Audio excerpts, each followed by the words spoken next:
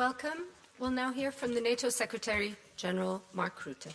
Yes, good afternoon. We ran a little bit late, so thank you for waiting. Today we concluded 2 busy days of meetings with NATO defense ministers and our close partners. Strengthening our deterrence and defense is this alliance's top priority, because keeping our 1 billion people safe is NATO's most sacred duty. And that is why we are ramping up our defense industrial capacity, strengthening our supply chains, investing in new defense capabilities, and harnessing new technologies. We are manufacturing new ships, combat vehicles and jets, and producing more ammunition and artillery. But with supply chains increasingly vulnerable to compromise, we must become more self-sufficient, so that we remain ready and able to respond to threats across all domains at all times. Today, Allied defense ministers have agreed a new NATO initiative on standardization. Standards are critical to our ability to fight together, and more robust standards will help reduce defense costs. As part of this initiative, we will be speeding up the development of NATO standards, enhancing their implementation rate and expanding their scope to include new innovative military capabilities. We must make the most of our unique ability to act together, all 32 of us, because that is what gives our alliance strength beyond the sum of its parts. We will have more to say on this at the February Defense Ministerial. Allies agreed that air and missile defense remains an alliance priority. This is all the more important given Russia's war against Ukraine, which has resulted in multiple NATO airspace violations, including just yesterday in Romania. Let me express NATO's solidarity with Romania and also commend the Romanian authorities and SACEUR for their quick and effective response to this incident. We will continue to increase surveillance, exchange information, and coordinate individual and collective responses. We have also recently significantly increased our presence on NATO's eastern flank and strengthened NATO's air policing mission. Allies plan to acquire thousands of air defense and artillery systems and many hundreds of modern combat aircraft, mostly 5th generation F-35s. Allies are buying 1,000 Patriot missiles to refill their stocks. Earlier this month, air, maritime and land forces from 12 allied nations gathered in Greece to exercise sophisticated high-end air defense tactics as part of NATO's new exercise, Ramstein Flag 24. And the new Aegis Ashore missile defense base in Poland boosts our ability to defend against the growing global threat of ballistic missiles. Russia remains the most significant and direct threat to the security of the Allies. And Putin is resorting to increasingly irresponsible rhetoric. Moscow may be loud, but NATO is strong.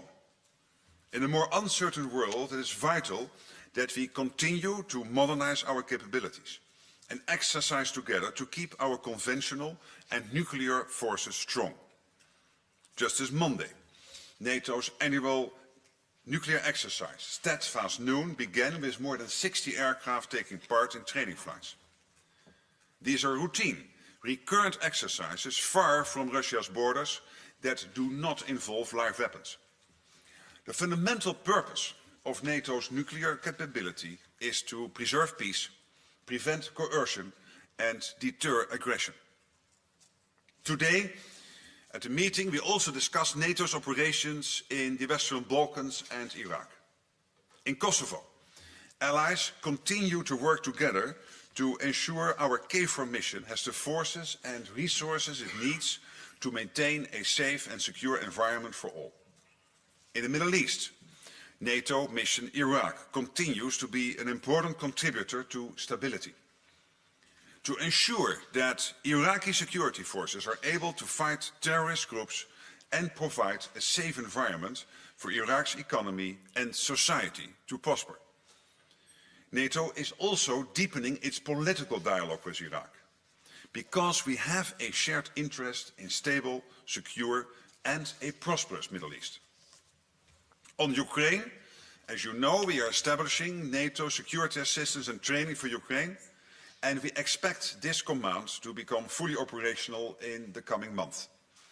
And we are well on our way to fulfilling our pledge to provide Ukraine 40 billion euros of military support within the next year. We will continue to stand by Ukraine, as we stand by the right of every nation to live in freedom, sovereignty and security. Supporting Ukraine is not an act of charity. It is also an investment in our own security, because the cost of letting Putin have his way would be much higher than the cost of supporting Ukraine. Ukraine's fight is our fight. And with that, I'm ready to take your questions. Okay, we'll start with Reuters, second row.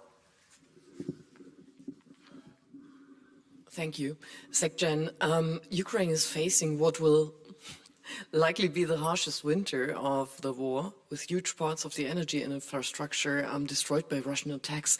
Can you tell us what else NATO will put on the table to help Ukraine through the winter, please? Yes, here allies are, and also the European Union, I might add, are working hard on winterization. And you are absolutely right that the energy infrastructure is in a difficult situation, and that will have an impact on the average Ukrainians during winter. And we want to minimize that impact and help the Ukrainians do that. So that is done through NATO allies. Also the EU is helping here. Of course, what NATO is primarily focused on is making sure that the training takes place, that massively military aid gets into Ukraine. But you're absolutely right, also winterization has to be one of our priorities. Okay, Yonha, the back.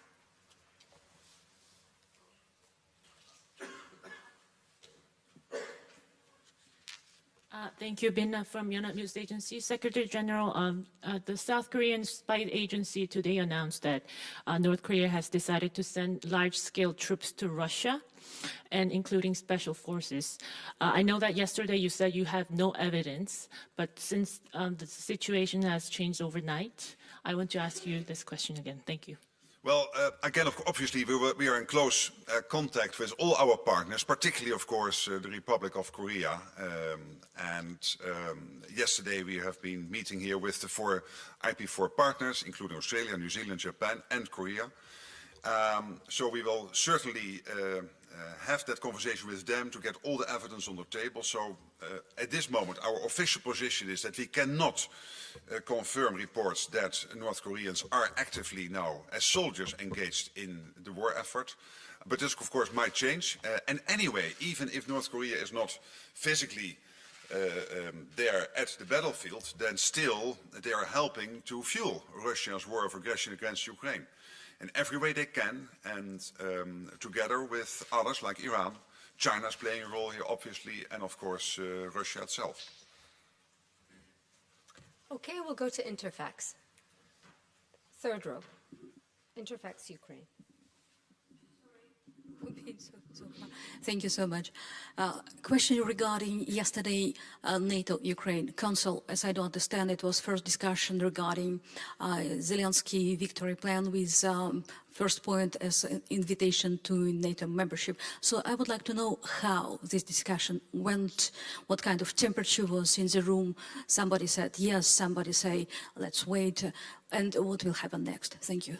Yes, I must say that the main focus on the discussion was to get massive military aid into Ukraine from, of course, the armed forces here in the West, so allies providing that military aid to Ukraine. We have seen the announcement yesterday, Australia, the US, so very recently, but Germany a couple of days before, and many other allies still providing massive aid into Ukraine, and that will continue. And as I said yesterday, Vladimir Vladimirovich Putin would be wrongly advised thinking that we will give up on this. No, we will continue doing this as long as is necessary. And that was the main focus of the debate last night. Obviously, we all know that Ukraine will become a member of NATO. So the question is exactly when and when the invitation will take place. But that was not the main issue of the debate last night. Okay, we'll go to NPR, fourth row.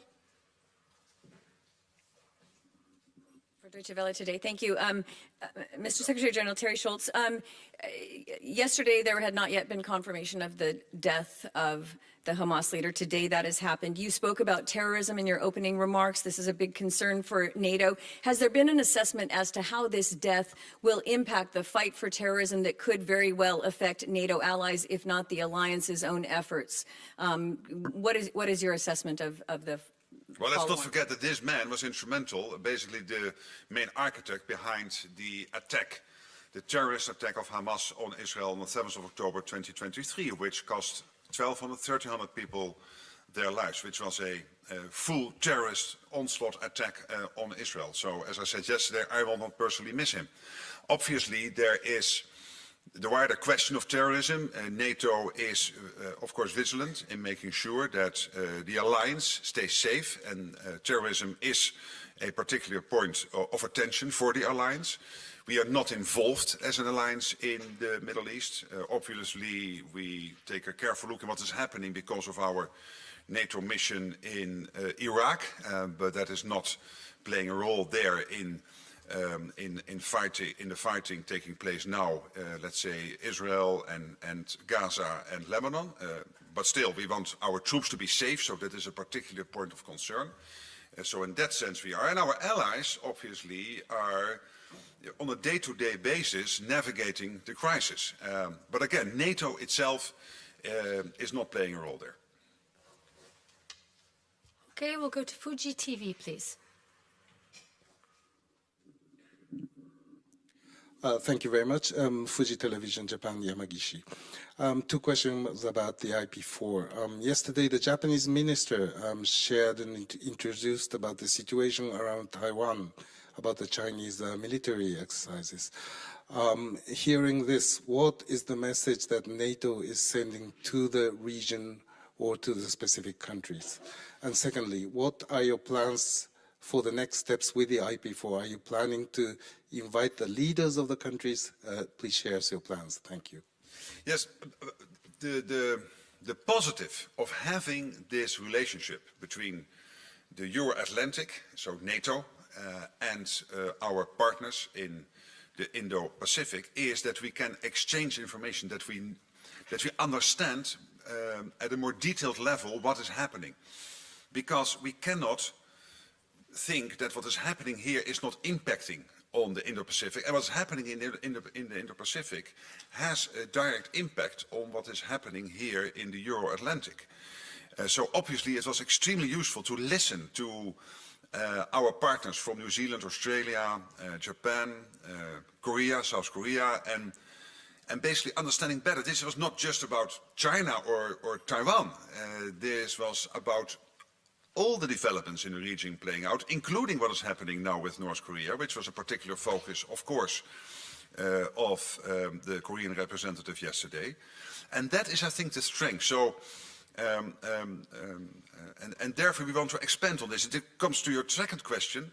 I think the positive here is that the meeting was the message. The fact that the leaders were coming was the message itself. And now increasingly, we are moving beyond that, and we are getting to the content part. For example, industry, an issue for the partners in the Indo-Pacific as well as here. How to ramp up industry production, innovation, and how to deal with cyber threats. So all these issues we decided we want to work closely together on. We are already in many cases, like with Australia and Japan, and others with Korea and New Zealand.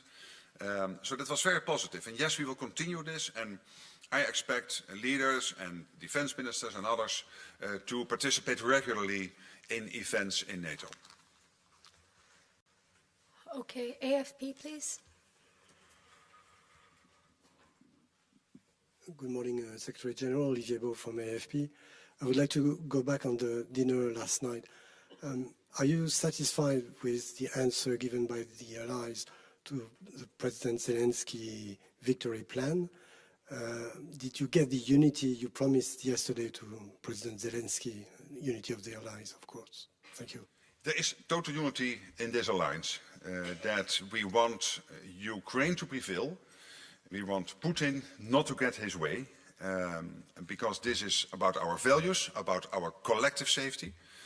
And for all these reasons, we will continue making sure that Ukraine has what it needs to, in terms of military material, goods, etc., all that aid getting into Ukraine to fight off the Russians and this Russian attack. That doesn't mean that yesterday we discussed line item by line item the whole victory plan. That was not a debate last night. We respectfully took note of it.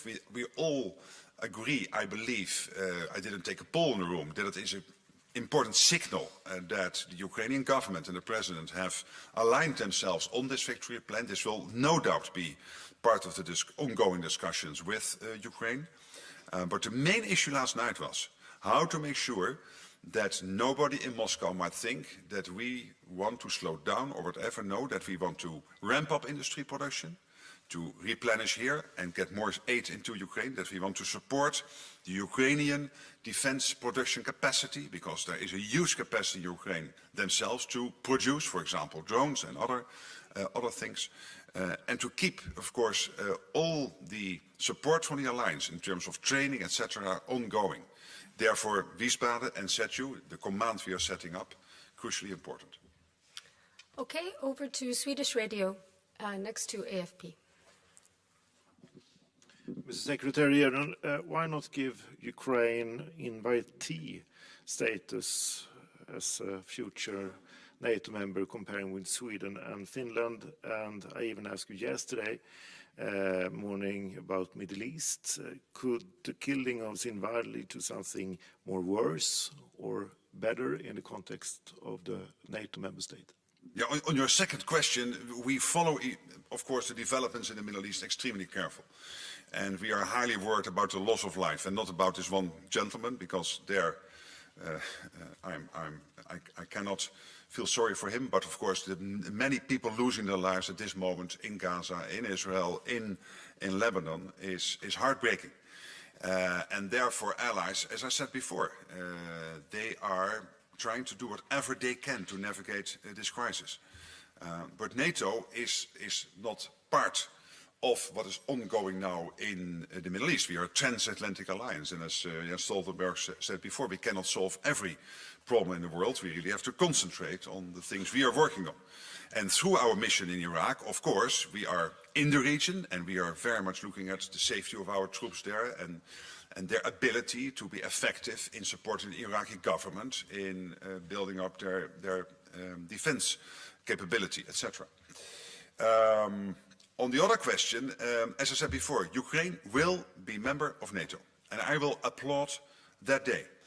And obviously, including what you said in Washington, the irreversible path to membership, which was a considerable increase in language, in signaling to the Ukrainian people that their future will be in NATO. There will be the discussion amongst allies and with Ukraine on the path towards NATO. But when you look at what is happening practically, the interoperability, the JTAC being set up in Poland, which will help with the interoperability between Ukraine and NATO, the bilateral security agreements of many allies, helping Ukraine on their path to NATO membership, the 40 billion pledge, the setting up of the command in Wiesbaden. This all collectively constitutes, yes, a sort of pathway, a bridge to membership. So that leaves only the question, which still politically is an important question, and for many other reasons, of the exact step-by-step approach towards membership.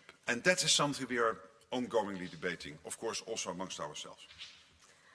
Okay, I'll give a final question to TVR Moldova at the back there. Thank you. Karina Romisher, Moldova, Republic of Moldova. Secretary General, in light of Moldova's October 20th referendum on EU accession and regional security concern, what steps is NATO considering to enhance defense in Eastern Europe, especially in the Republic of Moldova? Thank you. Yes, of course, we are working closely with Maya Sunda's government.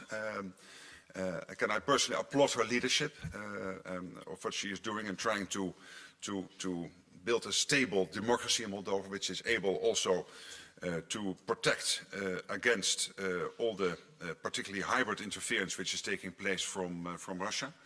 Hybrid interference, including Moldova, we see with all allies, but also with Moldova. Russia clearly has a goal here, which is to somehow derail Moldova's pro-European trajectory. And we are helping them in every way we can in building their defense capabilities, helping them in countering disinformation campaigns and everything else to make sure that they are as strong as possible to counter this and that free elections can take place. And that Moldova can develop as a free society, which I really wish for you will happen. Thank you very much. Thank you. Thank you. Have a great weekend.